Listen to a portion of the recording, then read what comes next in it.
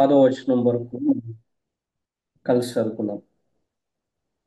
మిద్యానీయుల వలని బాధను బట్టి ఇశ్రాయేలీయులు యెహోవాకు మొరపెట్టగా, యెహోవా ఇశ్రాయేలీయుల యొద్దకు ప్రవక్తను ఒకని పంపెను.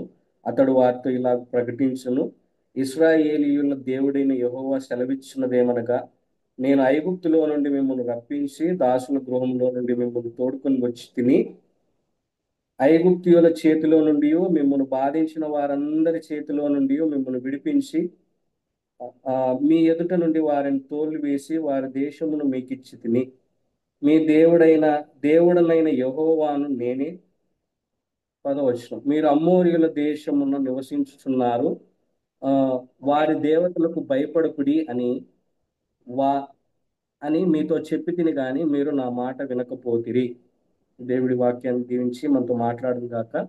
మనం గమనించినట్లయితే ఇది లాస్ట్ వీక్ కి కంటిన్యూయేషన్ గా ఇది మనం చెప్పవచ్చు. యాక్చువల్ గా ఆ, మనం లాస్ట్ వీక్ చూసినట్లయితే వాళ్ళు ఆ, 5వ అధ్యాయం 31వ వచనం చివరి భాగంలో మనం గమనించినట్లయితే, ఆయన్ను ప్రేమించు వారు బలముతో ఉదయించు సూర్యుని వలె నుందురు అని వాళ్ళు పాడుతూ వచ్చినారు. ఆ విధంగా పాడిన తర్వాత దేశము 40 సంవత్సరములు నిమ్మలముగా ఉండెను అని రాయబడతా వచ్చింది. అంటే యెహోవా నీ శత్రువులందరూ అలాగున్నే నశించెదరు. కాబట్టి దేవుడు వారి బలమై ఉండి వారికి ఏం చేస్తా వచ్చినాడంటే వారి శత్రువులందరినీ నశింపజేస్తా వచ్చినాడు.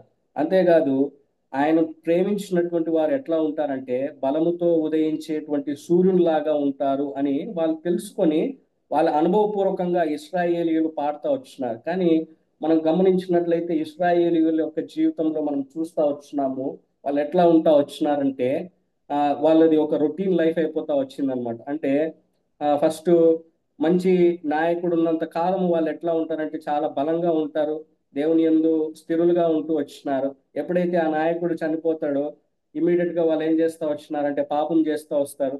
పాపం చేసిన తర్వాత వాళ్ళు దేవుడు వాళ్ళని శత్రువులకు అప్పగిస్తూ వస్తాడు.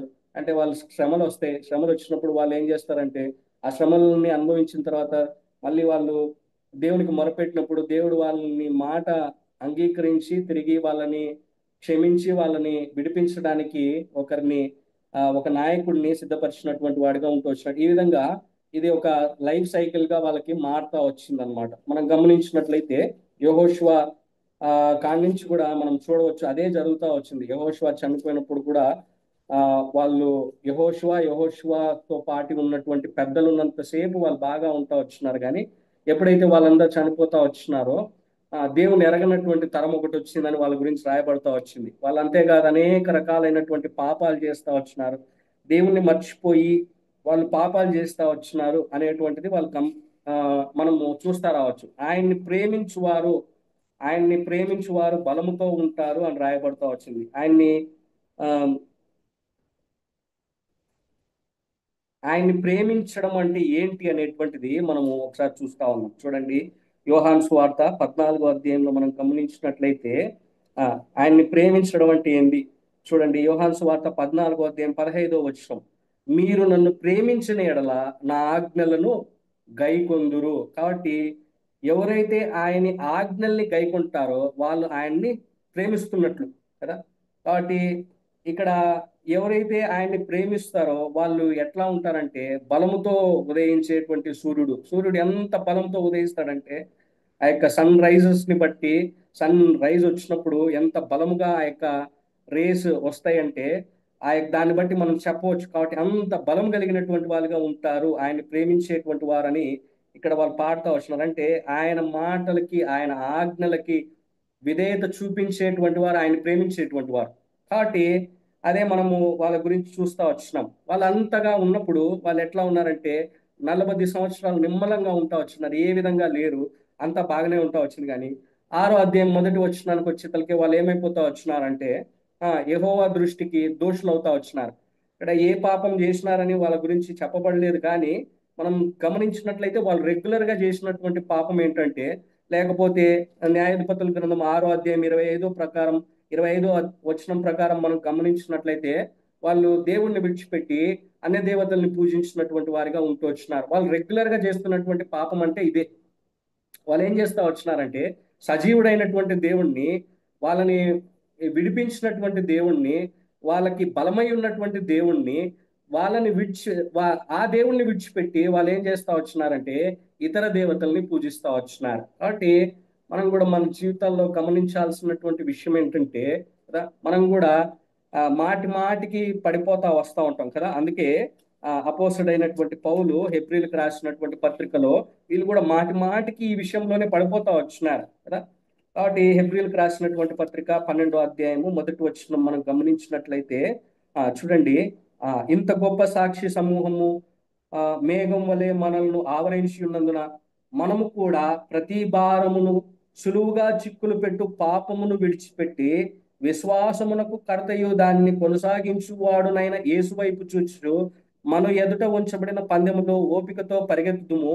ఆయన తన ఎదుట ఉంచబడిన ఆనందము కొరకై అవమానమును నిర్లక్ష్య పెట్టి సిలువను సహించి దేవుని సింహాసనము యొక్క కుడిపార్శ్వమున ఆసీనుడై ఉన్నాడు. కాబట్టి ఇక్కడ కూడా మనం గమనించినట్లయితే రెండవ వచనము మొదటి భాగంలో మనము కూడా ప్రతి భారమును సులువుగా చిక్కులు పెట్టు పాపమును ఏం చేయాలంట, విడిచిపెట్టాల. కాబట్టి వీళ్ళు కూడా ఏం చేస్తా వచ్చినారంటే ఇశ్రాయేలీయులు వాళ్ళు సులువుగా పడిపోతున్నటువంటి పాపం ఏంటంటే ఆ దేవుణ్ణి విడిచిపెట్టి, సజీవుడైనటువంటి దేవుణ్ణి విడిచిపెట్టి, నిజ దేవుణ్ణి విడిచిపెట్టి వాళ్ళు ఏం చేస్తా వచ్చినారంటే ఇతర దేవతల్ని పూజిస్తా వచ్చినారు. కాబట్టి మనం కూడా మన జీవితాల్లో పరీక్షించుకునేటువంటి వారంగా మనం ఉంటూ రావాలి.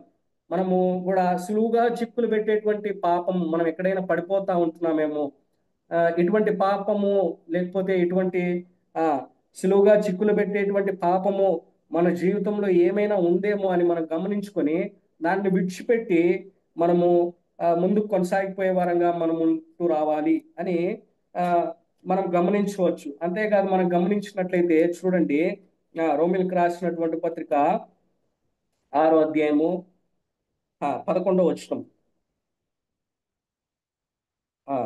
6వ అధ్యాయం 11వ వచనం. అటువలే మీరును పాపము విషయమై మృతులుగాను దేవుని విషయమై క్రీస్తు యేసునందు సజీవులుగాను మిమ్మును మీరే ఎంచుకొనుడి. కాబట్టి మనం దేని విషయమై చనిపోవాలంటే ఈ యొక్క సులువుగా చిక్కులు పెట్టేటువంటి పాపం విషయమై మనం ఏం చేయాలంటే మృతులుగా ఉండాలి, చచ్చిపోయేటువంటి వారంగా ఉంటూ రావాలి. కాబట్టి మన జీవితంలో ఆ విధంగా ఉండాలి. అంతేకాదు 13వ వచనం చూడండి, రోమిల్కి రాసినటువంటి పత్రిక 6వ అధ్యాయం 13వ వచనం. మరియు మీ అవయవములను దుర్నీతి సాధనములుగా పాపమునకు అప్పగింపకుడి, అయితే మృతుల్లో నుండి సజీవులు అనుకొని మిమ్మల్ని మీరే దేవునికి అప్పగించుకొనుడి. మీ అవయవములను నీతి సాధనములుగా దేవునికి ఏం చేయాలంట, అప్పగించుకునేటువంటి వారంగా మనం ఉంటున్నాం. కాబట్టి మనం కూడా మన జ్ఞాపకం చేయబడతా వచ్చినటువంటి విషయం ఏంటంటే వాళ్ళు కూడా సులువుగా వాళ్ళు పడిపోతున్నటువంటి పాపం ఏంటంటే దేవుణ్ణి విడిచిపెట్టి ఇంకొక దేవతలు పూజిస్తా వచ్చినారు. కాబట్టి మన జీవితాల్లో కూడా అటువంటిది ఏదైనా ఉందేమో మనము జ్ఞాపకం చూసుకునేటువంటి వారంగా మనం ఉంటురాలి. మనం చూసుకొని ఆ విధంగా మనం ఏం చేయాలంటే దాని నుంచి బయటపడేటువంటి వారంగా ఉంటురాలి. పాపానికి మృతులుగా ఉండాలి. మన అవయవాలన్నీ దుర్నీతికి సాధనాలుగా కాదు కానీ నీతికి సాధనాలుగా మనం చేసుకునేటువంటి వారంగా ఉంటురాలి. దాన్ని మన జీవితాల్లో అనుదినము అభ్యసించేటువంటి వారంగా ఉంటురాలి. దాన్ని మనం ఎప్పుడు అభ్యసిస్తా వస్తామంటే ఎప్పుడైతే మనము ఎప్పుడైతే మనం ఆయన్ని ప్రేమిస్తామో. ఆయన్ని ప్రేమించడం అంటే ఏంటి? ఆయన ఆజ్ఞల్ని గైకొనడం. ఎప్పుడైతే మనం ఇది చేయగలుగుతా వస్తామో అప్పుడే మనము దాన్ని ఆ యొక్క పాపాన్ని మనము ద్వేషించేటువంటి వారంగా, లేకపోతే పాపాన్ని మనము మృతులుగా ఎంచేటువంటి వారంగా మనం ఉంటూ వస్తాం. కాబట్టి అటువంటి అనుభవంలోనికి మనం వచ్చేటువంటి వారంగా ఉంటూ వస్తాం. కాబట్టి వీళ్ళు ఆ విధంగా పాపం చేయటం కారణాన్ని బట్టి వీళ్ళ జీవితాల్లో కొన్ని వస్తూ వచ్చినాయి. ఏమేమి వస్తూ వచ్చినాయి చూడండి. మనం లాస్ట్ వీక్ కూడా మనం గమనిస్తూ వచ్చినాం. వాళ్ళు ఎట్లా వచ్చినారంట, మిద్యానీయులు ఎట్లా వచ్చినారంట, ఈ యొక్క ఎట్లా వచ్చినారంట చూడండి. వాళ్ళు 3వ వచనంలో మనం గమనించినట్లయితే మిడతల దండులాగా వచ్చినారంట కదా. కాబట్టి వాళ్ళు చేసినటువంటి కారణాన్ని బట్టి మొట్టమొదటిగా మిద్యానీయులు వాళ్ళంతా ఎట్లా వచ్చినారంటే దండెత్తి వచ్చినారు, అంటే ఒక దండుగా వాళ్ళ మీదకి వచ్చినారనమాట. అంతేకాదు రెండవదిగా మనం గమనించినట్లయితే వాళ్ళందరూ వచ్చిన తర్వాత, మిద్యానీయులు వాళ్ళ మీదకి వచ్చిన తర్వాత వాళ్ళు ఎక్కడికి వెళ్ళిపోయినారు? వాళ్ళు నిలవలేక కొండలో ఉన్న వాగులను, గుహలను, దుర్గములను తమకు సిద్ధపరచుకొని అక్కడికి పోయి దాక్కున్నారు కదా. కాబట్టి వాళ్ళు మొట్టమొదటిగా మనం గమనించినట్లయితే మిద్యానీయులు వాళ్ళ మీదకి దండెత్తి వచ్చినారు. రెండోదిగా మనం గమనించినట్లయితే వాళ్ళు ఏం చేస్తా వచ్చినారంటే ఆ యొక్క కొండల్ని గుహల్ని వాళ్ళు సిద్ధపరచుకున్నటువంటి లోకి వెళ్ళిపోతా వచ్చినారు. మూడోదిగా మనం గమనించినట్లయితే ఏమైపోతా వచ్చిందంటే వాళ్ళ వాళ్ళ ఆస్తి అంతా కూడా నష్టమైపోతా వచ్చింది కదా. 4వ వచనంలో మనం అదే చూడవచ్చు. వారి యొక్క దిగి గాజాకు పోవునంత దూరము భూమి పంటను పాడు చేసి ఒక గొర్రెను గాని ఎద్దును గాని ఏమీ గాని లేకుండా వాళ్ళు నాశనం చేసినటువంటి వారిగా ఉంటూ వచ్చినారు అనమాట మిద్యానీయులు. కాబట్టి 3 సంగతులు వాళ్ళ జీవితాల్లో జరుగుతూ వచ్చినాయి వాళ్ళు చేసినటువంటి పాపాన్ని బట్టి. కాబట్టి శ్రమలు అనేటువంటివి 2 రకాలు ఉంటాయి. ఒకటి ఏంటంటే దేవుడు అనుమతించేటువంటి శ్రమలు. రెండోది ఏంటంటే మనం తెచ్చుకునేటువంటి శ్రమలు అనమాట. మనం బైబిల్లో కూడా అనేకమైనటువంటి సందర్భాలు, అనేకమైనటువంటి భక్తుల జీవితాల్లో మనం ఇవి చూడవచ్చు. అంటే ఆ, మనం చూడండి, యోబు జీవితంలో తనకి దేవుడు శ్రమను అదే పనిగా తీసుకొస్తా వచ్చినాడు, ఎందుకంటే తన విశ్వాసాన్ని పరీక్షించడానికి. తర్వాత ఇస్రాయేల్ జీవితంలో వాళ్ళు ఏం చేస్తా వచ్చినారంటే వారి పాపాన్ని బట్టి శ్రమలు వస్తా వచ్చినాయి కదా. కాబట్టి ఈ యొక్క వారు చేసినటువంటి పాపాన్ని బట్టి వాళ్ళకి శ్రమలు ఏ విధంగా వస్తా వచ్చినాయంటే దండెత్తినట్టు వచ్చినాయి. మిద్యానీయులు దండెత్తినట్టు వాళ్ళ మీదకి వస్తా వచ్చినారు. తర్వాత వాళ్ళ జీవితంలో ఏమైపోతా వచ్చిందంటే కొండల్ని గుహల్ని వాళ్ళు చేసుకున్నటువంటి వాటిని మీద ఆధారపడుతూ వచ్చినారు, పారిపోతా వచ్చినారు. మూడోదిగా మనం గమనించినట్లయితే వాళ్ళు ఏమైపోతా వచ్చినారంటే వాళ్ళకున్నదంతా కూడా నాశనం అయిపోతా వచ్చింది. కాబట్టి మన జీవితాల్లో కూడా పాపము అదే తీసుకొస్తుంది అనమాట, నాశనం తీసుకొస్తుంది. తర్వాత ఆ అంతేకాదు మనల్ని ఏం చేస్తుందంటే దాక్కునేటువంటి వారిగా చేస్తుంది కదా. అందుకే ఆదాము అవ్వలు పాపం చేస్తానే ఏం చేసినారు వాళ్ళు, దేవుని కంటికి కనపడకుండా వాళ్ళు ఏం చేసినారు, దాక్కున్నారు వాళ్ళు కదా. కాబట్టి పాపం ఏం చేస్తుంది సిగ్గు తీసుకొస్తుంది, భయం తీసుకొస్తుంది, అవమానం తీసుకొస్తుంది. కాబట్టి పరిగెత్తేటువంటి వారంగా ఉంటూ వస్తాం. అంతేకాదు మనం గమనించినట్లయితే ఆ మన మీదకి శత్రువు దాడి చేస్తారు అనమాట ఎక్కువగా. కాబట్టి అందుకే పాపం విషయంలో మనం చాలా జాగ్రత్తగా ఉండేటువంటి వారంగా ఉంటూ రావాలి. కాబట్టి పాపం విషయంలో మనం మృతులుగా ఉండాలి, చనిపోయేటువంటి వారంగా ఉంటూ రావాలి. ముఖ్యంగా ఇసులుగా చిక్కులు పెట్టేటువంటి పాపాల విషయంలో మన జీవితాల్లో ఏమైనా ఉన్నాయేమో అవి పరీక్షించుకునేటువంటి వారంగా, చూసుకునేటువంటి వారంగా మనం ఉంటూ రావాలి. ఆ విధంగా ఉన్నట్లయితే చూడండి, వీళ్ళు ఏం చేసినారు, ఎక్కడికి పారిపోయినారు, కొండలు గుహల్లోకి పారిపోతూ వచ్చినారు. వాళ్ళు సిద్ధపరచుకున్న వాటిలోకి పారిపోతూ వచ్చినారు. కానీ వాళ్ళు ఎవరిని ఆశ్రయించాలా, మామూలుగా అయితే దేవుణ్ణి ఆశ్రయించాలి. వాళ్ళ కొండ కోట. అందుకే ఆ దా దా కీర్తనల్లో ఆ కీర్తనాకారుడు అంటాడు, ఆయనే నా కోట కదా, ఆయనే నా దుర్గము. కాబట్టి మనము ఆయనే నా ఆశ్రయము, ఆశ్రయ దుర్గము అని రాయబడతా వచ్చింది కదా. కాబట్టి మన ఆశ్రయం ఎవరంటే ఆయనే, యేసుక్రీస్తు ప్రభువారే. కాబట్టి మనం ఎప్పుడు కూడా మనం ఒకవేళ ఇటువంటి పరిస్థితిలో ఉన్నప్పుడు మనం మొట్టమొదటిగా ఆశ్రయించాల్సింది ఎవరినంటే యేసుక్రీస్తు ప్రభువారిని ఆశ్రయించారు. ఇస్రాయేల్ అయితే వాళ్ళు సొంతంగా చేసుకున్నటువంటి వాళ్ళు సిద్ధపరచుకున్నటువంటి ఆ కొండల గుహల్లోకి పారిపోతూ వచ్చినారు. కానీ దానివల్ల ఇంకా నష్టం వస్తా వచ్చింది వాళ్ళ జీవితంలో కదా. ఆ ఏమైపోయినారంటే 6వ వచనంలో మనం గమనించినట్లయితే మిక్కిలి హీన దశకు వెళ్ళిపోయినారని రాయబడి, మిక్కిలి హీన దశ కదా. కాబట్టి ఎప్పుడైతే మన జీవితాల్లో మన స్వంత ఆలోచనలు, మన స్వంత తలంపులు, మన స్వంత ప్రయత్నాల మీద మనం ఆధారపడతా వస్తామో దేవుణ్ణి విడిచిపెట్టి మిక్కిలి హీన దశకి వెళ్ళిపోతాం, మిక్కిలి హీన దశకి వెళ్ళిపోతాం కదా. కాబట్టి చాలా జాగ్రత్తగా ఉండేటువంటి వారంగా ఉంటూ రావాలి. అంతేకాదు మనము మెలకువగా ఉండాలి కదా. వీళ్ళకి 40 సంవత్సరాలు నిమ్మలంగా ఉన్నారు కదా. ఏమొచ్చింది, రెస్ట్. 40 సంవత్సరాలు రెస్ట్ దొరికింది. బాగా ఏం చేసినారో ఏమో, మరి తిన్నారో సంపాదించుకున్నారో ఏం చేసినారో ఏమో తెలియదు, కానీ బాగా రెస్ట్ దొరికే తలకి ఏమొచ్చిందంటే వాళ్ళ జీవితాలకు పాపం వచ్చింది. కాబట్టి మనం కూడా మెలకువగా ఉండాలి. ఎందుకంటే అపవాది గర్జించు సింహం వలె ఎదురు చూస్తూ ఉంటాడు. కాబట్టి we have to be very careful, we have to be mindful కదా. కాబట్టి మనం చాలా జాగ్రత్తగా మెలకువగా ఉండేటువంటి వారంగా మనం ఉంటున్నారు. కాబట్టి ఇవన్నీ కూడా మనం గమనిస్తూ రావచ్చు వారి జీవితాల్లో కదా, అదే జరుగుతూ వచ్చింది. కాబట్టి మనం కూడా ఎటువంటి పరిస్థితులు వచ్చినప్పుడు మనం ఏం చేయాలి అంటే మనము దేవుణ్ణి ఆశ్రయించేటువంటి వారంగా మనం ఉంటూ రావాలి అని మనము జ్ఞాపకం చేసుకుంటా వచ్చినాం. ఇప్పుడు మనం గమనించినట్లయితే 7వ వచనం నుంచి మనం చూస్తా వచ్చినాం. వీళ్ళు 6వ వచనంలో మనం మిక్కిలి హీన దశకు పోయినప్పుడు ఏం చేసినారంట, వాళ్ళు యెహోవాకు మొరపెట్టుకున్నారంట. కాబట్టి 7వ వచనంలో కూడా అదే రాయబడతా వచ్చింది. మిద్యానీయుల వలని బాధను బట్టి ఇశ్రాయేలీయులు ఏం చేసినారంట, యెహోవాకు మొరపెట్టుకున్నారంట. మిద్యానీయులు చేసినటువంటి వాళ్ళు ఇచ్చినటువంటి బాధ, వాళ్ళు లేకపోతే వాళ్ళు కలిగించినటువంటి బాధను బట్టి ఆ బాధను తట్టుకోలేక వాళ్ళు ఏం చేస్తా వచ్చినారంటే అప్పుడు యెహోవాకి మొరపెట్టుకున్నారు. అప్పటి వరకు వాళ్ళు ఏం చేస్తా వచ్చినారంటే వాళ్ళ సొంత ప్రయత్నాలన్నీ కూడా జరిగిస్తా వచ్చినారు. వాళ్ళ సొంత క్రియలన్నీ కూడా జరిగిస్తా వచ్చినారు కదా. కాబట్టి అప్పుడు ఆ వాళ్ళు మొరపెట్టుకున్నప్పుడు ఏం చేసినాడంటే చూడండి, 8వ వచనంలో మనం గమనించినట్లయితే యెహోవా ఇశ్రాయేలీయుల యొద్దకు ప్రవక్తను ఒకరిని పంపెను కదా. చూడండి, అప్పుడు దేవుడు ఏం చేస్తా వచ్చినాడంటే వాళ్ళ యొద్దకి ఒక ప్రవక్తను పంపిస్తా వచ్చినాడు. ఇక్కడ ఈ ప్రవక్త గురించి పెద్దగా రాయబడలేదు, ఆ పేరు కూడా ఏం చెప్పబడలేదు, కానీ ఒక ప్రవక్తని వాళ్ళ యొద్దకు పంపిస్తా వచ్చినాడు అనమాట కదా. ఆ కాబట్టి చూడండి, మనం కూడా గమనించినట్లయితే మన జీవితాల్లో ఆ మనం కూడా ఘోరమైన ఎటువంటి పరిస్థితుల్లో ఉన్నప్పటికీ కూడా మన దేవుడు నమ్మదగినటువంటి దేవుడు. ఆ చూడండి, యోహాన్ సువార్త మొదటి అధ్యాయము, యోహాన్ క్షమించండి, యోహాన్ రాసినటువంటి మొదటి పత్రిక మొదటి అధ్యాయము 9వ వచనం.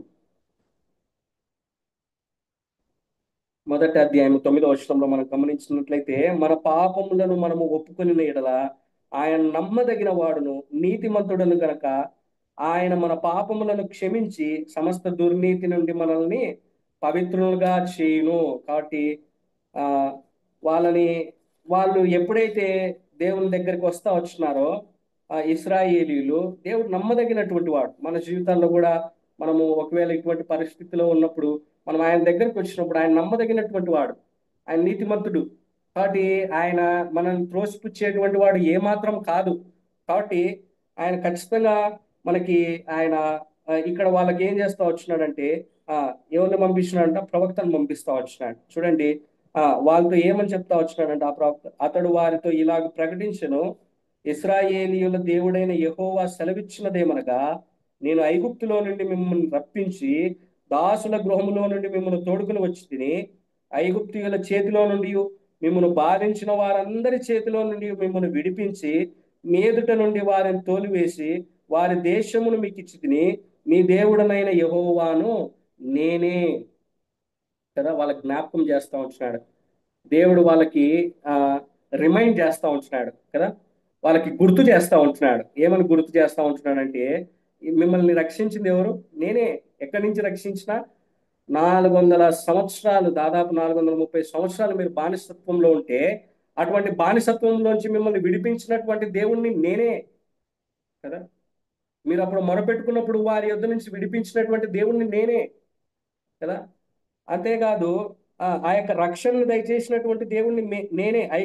ఐగుప్తియుల నుంచి రక్షించింది నేనే కదా. అటువంటి నన్ను అని వాళ్ళకి జ్ఞాపకం చేస్తా ఉంటున్నాడు. అంతేకాదు, దాసుల గృహములో నుండి మిమ్మల్ని ఏం చేసినాడంట, దాసుల గృహములో నుండి మిమ్మల్ని తోడుకొని వచ్చినాడంట కదా. ఎంత ఎంత చాలా ఎంత ఎంత మంచి మాట తోడుకొని వచ్చినాడంట, అంటే పట్టుకొని వచ్చినాడని. దేవుడే వాళ్ళని తీసుకొని వస్తావు, తోడుకొని వచ్చినాడు, తీసుకొని వచ్చినాడు, వాళ్ళకి తోడుగా ఉండి బయటకు తీసుకొచ్చినాడు. కాబట్టి అదే వాళ్ళకి జ్ఞాపకం చేస్తా ఉంటున్నాడు. కాబట్టి ఐగుప్తీయుల చేతిలో నుండి మిమ్మల్ని బాధించిన వారందరి చేతిలో నుండి మిమ్మల్ని విడిపించి మీ ఎదుట నుండి వారిని తోలివేసి వారి దేశాన్ని మీకు ఏం చేసినాడంట, మీకు ఇచ్చినాడు. కాబట్టి చూడండి, మొట్టమొదటిగా వాళ్ళు ఏ విధంగా రక్షించబడ్డారు, లేకపోతే ఏ విధంగా వాళ్ళని రక్షించినాడు అనేటువంటి విషయాలని దేవుడు వాళ్ళకి జ్ఞాపకం చేస్తా ఉంటున్నాడు. రెండోదిగా మనం గమనించినట్లయితే 9వ వచనంలో దేవుడు వాళ్ళకి చేసినటువంటి క్రియలను జ్ఞాపకం చేస్తా ఉంటున్నాడు కదా.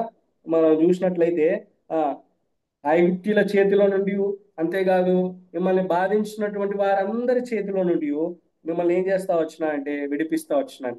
కాబట్టి ఇవన్నీ కూడా వాళ్ళకి జ్ఞాపకం చేస్తా వచ్చినాడు. చేసి ఏమంటూ ఉన్నాడంటే మీ దేవుడినైనటువంటి యెహోవాను నేనే. కాబట్టి వాళ్ళకి గుర్తు చేస్తా ఉంటున్నాడు, మీ దేవుణ్ణి నేను. కాబట్టి మీరు ఎవరిని ఫాలో అవ్వాలి? వాళ్ళు ఎవరిని ఫాలో అవుతున్నారు? నిజమైనటువంటి దేవుడు వాళ్ళని రక్షించినటువంటి దేవుడు ఆయన విడిచిపెట్టి వాళ్ళు వేరే వాటిని ఫాలో అవుతా వచ్చినారు. వేరే విగ్రహాలు పెట్టుకుంటా వచ్చినారు, బయలుదేవతల్ని పూజిస్తా వచ్చినారు, అమోరియల దేవతల్ని పూజిస్తా వచ్చినారు, ఇంకొక దేవతల్ని పూజిస్తా వచ్చినారు.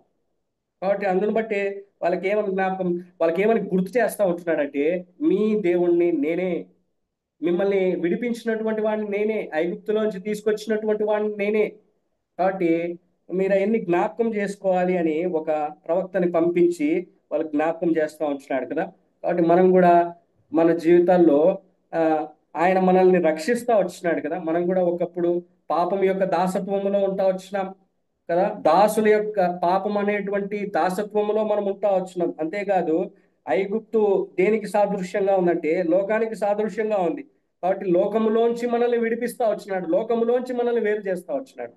తన ప్రియకుమారుడైనటువంటి యేసుక్రీస్తు ప్రభువారిని నీ కొరకై నా కొరకై ఈ లోకానికి పంపించి ఆ కలువరి శిలువలో ఆయన చిందించినటువంటి రక్తం ద్వారా మనకి పాప క్షమాపణ కలగజేసి ఆ యొక్క ఆ, ఆయన ఆ కలువరి శిలువలో మరణించి ఆ, మన కొరకై మరణించి మరలా తిరిగి మూడో దినంలో లేచినాడనేటువంటి ఆ యొక్క సత్యాన్ని మనం విశ్వసించుట ద్వారా మనకి ఆయన రక్షణ కలుగజేస్తా వచ్చాడు కదా. మనం ఎప్పుడైతే ఆయన సన్నిధికి వెళ్ళినప్పుడు ఒప్పుకున్నామో, మన పాపాన్ని మనం ఒప్పుకుంటా వచ్చినామో, మన పాపాలు మనం ఒప్పుకుంటా వచ్చినామో, ఆయన నమ్మదగినటువంటి వాడిగా నీతిమంతుడిగా ఉండి మనల్ని రక్షిస్తా వచ్చినాడు. పాపం యొక్క దాసత్వములోంచి, ఈ యొక్క లోకం యొక్క దాసత్వములోంచి, అంధకారములోంచి మనల్ని విడిపించి మనల్ని ఆ వెలుగులోనికి తీసుకొస్తా వచ్చినాడు. ఆ యొక్క దాసుల గృహము నుండి మనల్ని బయటికి తోడుకొని వస్తా వచ్చినాడు కదా. కాబట్టి అటువంటి దేవుడు ఆ, ఆ, ఆయన అదే మన జ్ఞాపకం చేస్తా గుర్తు చేస్తా ఉంటున్నాడు అంటే అటువంటి దేవుణ్ణి నేను, అంటే నన్ను విడిచిపెట్టి మీరు ఎక్కడికి వెళ్ళొద్దండి. కాబట్టి ఇస్రాయేల్ అదే చేస్తా వచ్చినారు. ఆయన్ని విడిచిపెట్టి ఎక్కడికంటే అక్కడికి వెళ్తా వచ్చినారు. ఆయన్ని విడిచిపెట్టి వేరే వాటిని పూజిస్తా వచ్చినారు. కాబట్టి మన జీవితాల్లో కూడా మనం ఒకవేళ అటువంటి పరిస్థితిలో ఉన్నట్లయితే ఆ, మనము ఆయన్ని విడిచిపెట్టి మనం వేరే వాటిని లేకపోతే ఆశ్రయిస్తూ ఉన్నట్లయితే, వేరే వారిని ఆశ్రయిస్తాం, ఆయన కంటే హెచ్చైనటువంటివి మన జీవితాల్లో ఉన్నట్లయితే మనకి ఆయన గుర్తు చేస్తా ఉంటున్నాడు. ఏమని చేస్తా ఉంటున్నాడు అంటే నేనే మీ దేవుణ్ణి. కాబట్టి ఇప్పటికైనా మీరు ఎరగండి. మీ జీవితాల్లో అనేకమైనటువంటి గొప్ప కార్యాలు చేస్తూ వచ్చినాం కదా. మనం గమనించినట్లయితే మన మన జీవితాన్ని మనం ఒకసారి రివైండ్ చేసుకున్నట్లయితే ఎన్నో అద్భుతమైనటువంటి కార్యాలు కదా. ఈ లోకములో గొప్పవారు అనబడినటువంటి వారు, లేకపోతే ధనికులైనటువంటి వారు, ఆ గొప్పగా చదువుకున్నటువంటి వారు, అంతేకాదు ఎంతో ఉన్నత స్థాయిలో ఉన్నటువంటి వారు అనేక మంది ఉన్నారు. అయినప్పటికీ కూడా వారిని అందరినీ విడిచిపెట్టి అల్పులమైనటువంటి నిన్ను నన్ను ఆయన ఏం చేస్తా వచ్చినాడంటే రక్షించుకొని ఆయన నిత్య జీవానికి వారసులుగా చేస్తా వచ్చినాడు కదా. ఇక్కడ కూడా వాళ్ళని చూసినట్లయితే వాళ్ళను వాగ్దాన దేశంలోనికి ప్రవేశింపజేస్తా వచ్చినాడు. వాళ్ళకు అడ్డుగా ఉన్నటువంటి వాటిని అన్నిటి కూడా సమూలంగా నిర్మూలించి వాగ్దాన దేశంలోనికి వాళ్ళని ప్రవేశింపజేస్తా వచ్చాడు. కాబట్టి మనల్ని కూడా ఆయన ఏం చేస్తా వచ్చినాడంటే ఆ యొక్క నిత్య జీవంలోనికి మనల్ని నడిపింపజేస్తా వచ్చినాడు. కాబట్టి ఆయన మన దేవుడు. కాబట్టి అది ఎప్పుడు కూడా మనము గుర్తు చేసుకునేటువంటి వారంగా మనం ఉంటున్నాం. అందుకే మనం ప్రతి దినము ఆరాధించాలి. ఎందుకంటే ఆ ఆరాధనలో మనం గుర్తు చేసుకుంటా రావాలి. ప్రభువా నేను ఒకప్పుడు ఇట్లా ఉంటా వచ్చినాను, నా జీవితం ఎటువంటిది, లోకములో ఉంటా వచ్చినాను, శాపములో ఉంటా వచ్చినాను, అంధకార సంబంధమైనటువంటి వాటిలో ఉంటా వచ్చిన అటువంటి నన్ను మీరు రక్షిస్తా వచ్చినారు కదా. కాబట్టి అందుకే మనం ప్రతిదినము ఆరాధించేటువంటి వారంగా మనం ఉంటున్నాం. ప్రతిదినము మర్చిపోకుండా చేయాల్సినటువంటి పని ఏంటంటే ఆయన ఆరాధించడమే. కాబట్టి ఆ ఆ విధంగా మనం గుర్తు చేసుకునేటువంటి వారంగా ఉండాలి. మీ దేవుడినైన యెహోవాను నేనే అని చెప్తా ఉంటాం. కాబట్టి ఆయనే మన దేవుడు, యేసుక్రీస్తు ప్రభువారే మన దేవుడు. ఆయనే మనల్ని రక్షిస్తా వచ్చినాడు, ఆయనే మనల్ని విడిపిస్తా వచ్చినాడు. పాపం యొక్క దాసత్వంలోంచి, లోకం యొక్క దాసత్వంలోంచి, ప్రతి దాంట్లోంచి ఆయన మనల్ని విడిపిస్తూ వచ్చాడు. కాబట్టి ఆయనే మన దేవుడు. కాబట్టి మనం ఆయన్నే ఆశ్రయించేటువంటి వారంగా ఉండాలి. ఆయన్నే మనం నమ్ముకునేటువంటి వారంగా మనం ఉంటురాలి. ఆయన్నే హత్తుకునేటువంటి వారంగా మనం ఉంటురాలి. ఆయనే మనం నిరంతరము గుర్తు చేసుకునేటువంటి వారంగా ఉంటురాలి. ఆయన్నే మనం ఎప్పుడు కూడా ప్రేమించేటువంటి వారంగా మనం ఉంటురాలి. కాబట్టి ఆ విధంగా ఉండాలి అని మనకి ఇక్కడ జ్ఞాపకం చేయబడతా ఉంది. వాళ్ళకు కూడా ప్రవక్త ద్వారా అదే జ్ఞాపకం చేస్తా ఉంటున్నాడు. చూడండి చివరిగా మనం గమనించినట్లయితే 10వ వచనం, మీరు అమోరీయుల దేశమును నివసించుచున్నారు, వారి దేవతలకు భయపడకుడి అని మీతో చెప్పి తిని గాని మీరు నా మాట వినకపోతిరి. వీళ్ళు ఏం చేస్తా ఉంటున్నారంటే వీళ్ళు పూజించడం మాత్రమే కాదు కానీ ఏం చేస్తా ఉంటున్నారంటే అమోరీయుల దేశంలో నివసిస్తూ ఉంటున్నారు కాబట్టి ఆ దేవతలకు ఏం చేస్తూ ఉంటున్నారంట, భయపడతా ఉంటున్నారంట కదా. చూడండి ఎంత దారుణమైనటువంటి పరిస్థితిలో ఇస్రాయేలీయులు ఉన్నారు. కాబట్టి ఇస్రాయేల్ కాబట్టి భయపడకండి అని చెప్తా ఉంటున్నాడు. మీరు ఆ దేవతలకు భయపడకండి. నేను అనేక అనేక మార్లు చెప్పినా కానీ మీరు ఏం చేసినారంటే నా మాట వినకపోతిరి. కాబట్టి ఇక్కడ కూడా మన గుర్తు చేసుకోవాల్సినటువంటి సంగతి ఏంటంటే, వాళ్ళు ఏం చేసినారంటే దేవుని మాట వినలేదు. Disobedience is cause of all these things. అంటే వారి జీవితంలో దేవుని మాట వినకపోవడానికి కారణాన్ని బట్టి, దేవుని మాటకి అవిధేయత చూపించడానికి కారణాన్ని బట్టి ఇవన్నీ కూడా వాళ్ళ జీవితాల్లో వస్తూ వచ్చినాయి. కాబట్టి రక్షించబడినటువంటి మన జీవితాల్లో కూడా మనము ఎప్పుడు కూడా ఆ, మనం ఏం చేయాలంటే ఆయన మాటని వినేటువంటి వారంగా మనం ఉంటురాలి. ఆయన మాటని, ఆయన యొక్క ఆజ్ఞల్ని తూచా తప్పకుండా పాటించేటువంటి వారంగా మనం ఉంటురాలి. అంతేకాదు, మనం ఎప్పుడు కూడా గుర్తు చేసుకోవాల్సినటువంటి విషయం ఏంటంటే, చూడండి వీళ్ళు ఎవరికి భయపడుతున్నారంట? అమ్మోరియుల దేవతలకి భయపడతా ఉంటున్నారు. కాబట్టి మనం దేనికి భయపడాల్సినటువంటి అవసరం లే. అందుకే ఆ, చూడండి, యోహాన్ రాసినటువంటి మొదటి పత్రిక 4వ అధ్యాయము 4వ వచనం. యోహాన్ రాసినటువంటి మొదటి పత్రిక 4వ అధ్యాయం 4వ వచనం. చిన్నపిల్లలారా, మీరు దేవుని సంబంధులు, మీలో ఉన్నవాడు లోకములో ఉన్నవాని కంటే గొప్పవాడు గనుక మీరు వారిని జయించి ఉన్నారు. కాబట్టి మనం ఎప్పుడు కూడా గుర్తుపెట్టుకోవాల్సినటువంటి విషయం ఏంటంటే, ఆ మీరు దేవుని సంబంధులు, మనం దేవుని సంబంధులం. దేవుడు మనల్ని రక్షించుకున్నాడు, ఆయన మనల్ని రక్షించుకున్నాడు కదా. కాబట్టి మనం ఆయన సంబంధులం. కాబట్టి మనం ఆయన సంబంధం కాబట్టి మనం ఏంటంటే, మనలో ఉన్నవాడు లోకములో ఉన్నవాడి కంటే గొప్పవాడు. మన దేవుడు ఆ అద్వితీయుడైనటువంటి దేవుడు కదా. అంతేకాదు, హీఈస్ ఏ ఆమ్నిపొటెంట్ గాడ్. సర్వశక్తిమంతుడు, సర్వాధికారి అయినటువంటి దేవుడు, సర్వము ఎరిగి ఉన్నటువంటి దేవుడు. ఆయనకు అసాధ్యమైనటువంటిది ఏదీ లేదు. సృష్టికర్త అయినటువంటి దేవుడు, సమస్తమును సృజించినటువంటి దేవుడు, సమస్తమును జయించినటువంటి దేవుడు ఆయన. కాబట్టి మనము ఈ లోకంలో ఉన్నటువంటి వాటి విషయమై భయపడాల్సినటువంటి అవసరమే లేదు. మనం దేని నిమిత్తం కూడా మనం భయపడకూడదు కదా. కాబట్టి మనము ఆయనకే భయపడాలి, ఇంకెవరికి కూడా భయపడకూడదు. యోహాను సువార్తలో కూడా అదే ఉంది. ఆ, మీ ప్రాణమును, అంతేకాదు మీ ఆత్మని నశింపజేసేటువంటి వానికే మీరు భయపడాలి అని రాయబడతా వచ్చింది కదా. కాబట్టి మనము ఆ విధంగా మనం కేవలం ఆయనకే భయపడేటువంటి వారంగా మనం ఉంటున్నారు. ఇంకెవరికి కూడా మనం భయపడకూడదు.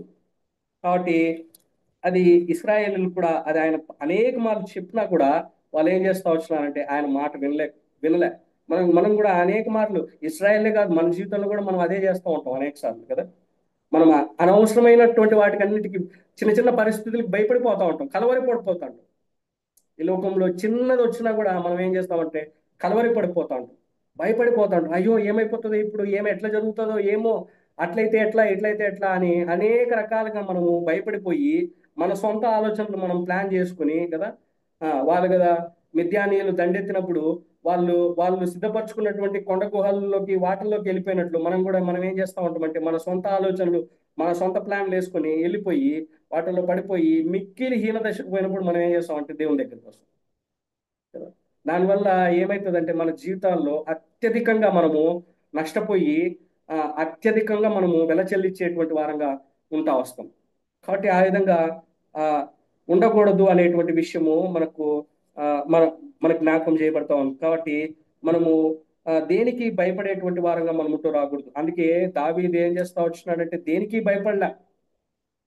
గొల్యాతును చూసినాడు, అంతమంది ఇశ్రాయేలీయులు, అంత సైన్యం ఉంది, సౌలు ఉన్నాడు, అందరూ గొల్యాతును చూసి భయపడతా ఉన్నారు. కానీ దావీదు అయితే భయపడలే. ఎందుకంటే దావీదు తనకి తెలుసు ఏంటంటే సజీవుడైనటువంటి దేవుడు ఆయన పక్షాన ఉన్నాడు అనేటువంటి ఆ విషయము ఆయన గుర్తెరుగుతా వచ్చినాడు. కాబట్టి మనం కూడా ఆ విధంగా దావీదు వలె ఉంటున్నాం. ఎటువంటి పరిస్థితులు ఉన్నప్పటికీ, గొలియాతు లాంటి పరిస్థితులు మన జీవితంలో వచ్చినప్పటికీ కూడా మనము భయపడేటువంటి వారంగా మనం ఉండకూడదు. అంతేకాదు, మనం గమనించినట్లయితే చూడండి, చివరిదిగా ఆ ఈమె చూడండి, యెహోషువ గ్రంథము 3వ అధ్యాయంలో మనం గమనించినట్లయితే 10వ వచనం నుంచి మనం చూస్తా రావచ్చు. ఆ మీరు ఐగుప్తు దేశములో నుండి వచ్చినప్పుడు మీ ఎదుట యెహోవా ఎర్ర సముద్రపు నీరును ఎలాగు ఆరిపో చేసెనో, ఆ యో యోర్దాను తీరం ఉన్న అమోరీయుల ఇద్దరు రాజులైన సీహోనుకును ఓగుకును మీరేమి చేసిరో అనగా, మీరు వారిని ఎలాగో నిర్మూలం చేసిరో ఆ సంగతి మేము వింటిమి. మేము వినినప్పుడు ఆ మా గుండెలు కరిగిపోయెను. మీ దేవుడైన యెహోవా పైన ఆకాశమందును క్రింద భూమి యందును దేవుడే. మీ ఎదుట ఎట్టి మనుషులకైనను ధైర్యం ఏమాత్రము ఉండదు. నేను మీకు ఉపకారం చేసి తిని గనుక మీరును నా తండ్రి ఇంటికి ఉపకారం చేసి నాకు నిజమైన ఆనవాళ్ళను ఇచ్చి అని చూడండి. ఇక్కడ ఆమె ఏమని చెప్తా ఉంటుందంటే, రాహాబు ఏమని చెప్తా ఉంటుందంటే, మీ దేవుడైన యెహోవా పైన ఆకాశమందును క్రింద భూమి యందును దేవుడే అని చెప్తా ఉంటుంది. చూడండి, ఆమె ఈమె ఒక అన్యురాలు అయినప్పటికీ కూడా ఆమె ఏం చేస్తా వచ్చిందంటే, ఆమె రియలైజ్ అవుతా వచ్చింది.